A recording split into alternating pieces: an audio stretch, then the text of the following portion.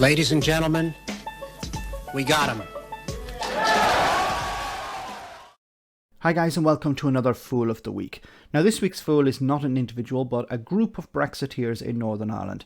I've covered them before, people like Jim Allister and his partners in crime Kate Hoey and Ben Habib. However, they're not the Fools of the Week. The Fools are the ones who are marching in freezing temperatures to send a strong message to Boris Johnson and the European Union that the Northern Ireland Protocol must go and that they will not accept a border in the Irish Sea.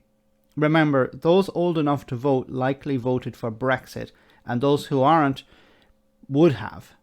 So I hope Boris Johnson and the European Union are listening, because this is the South Londonderry and Randalstown coalition of unionists and loyalists sending you a message.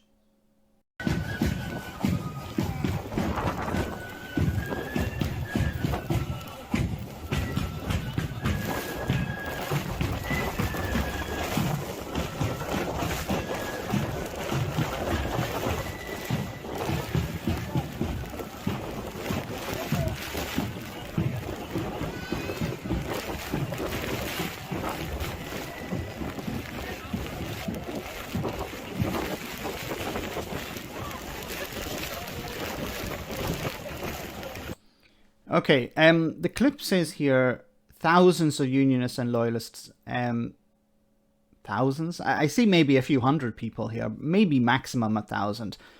But even if 100,000 people turned out against the protocol, against the sea border, do these people honestly believe that Boris Johnson would look at this and go, oh my goodness, I need to do something, I need to get rid of the border in the Irish Sea, I need to get rid of this protocol because all of these people have told me that they are angry with it? I've said this before, protests generally don't work. Letters to MPs work, but the problem is for these people in Northern Ireland is their MP is likely the DUP. And the DUP have no sway over Boris Johnson or the European Union. The DUP are just about getting rid of the protocol, but they have no idea of how to replace it. Replace it with what? Nothing. So these people are freezing their you-know-whats off for nothing. Because Boris Johnson's not going to listen to them. The EU is not going to listen to them. Their own MPs are completely impotent when it comes to getting rid of the protocol. They'll try whatever they can, but at the end of the day, it's not going to get rid of the protocol. The only people who will get rid of it are Boris Johnson's government or the European Union. And, you know, the likes of Jim Allister and Kate Hoey and Ben Habib will say, look, we don't have any influence over the European Union anymore. And they'll complain about that, even though that's what they voted to get rid of.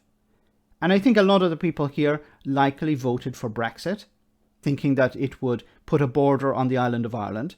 They put their hope in people like Boris Johnson and Nigel Farage and Jacob Rees-Mogg, hoping and believing that they were on their side.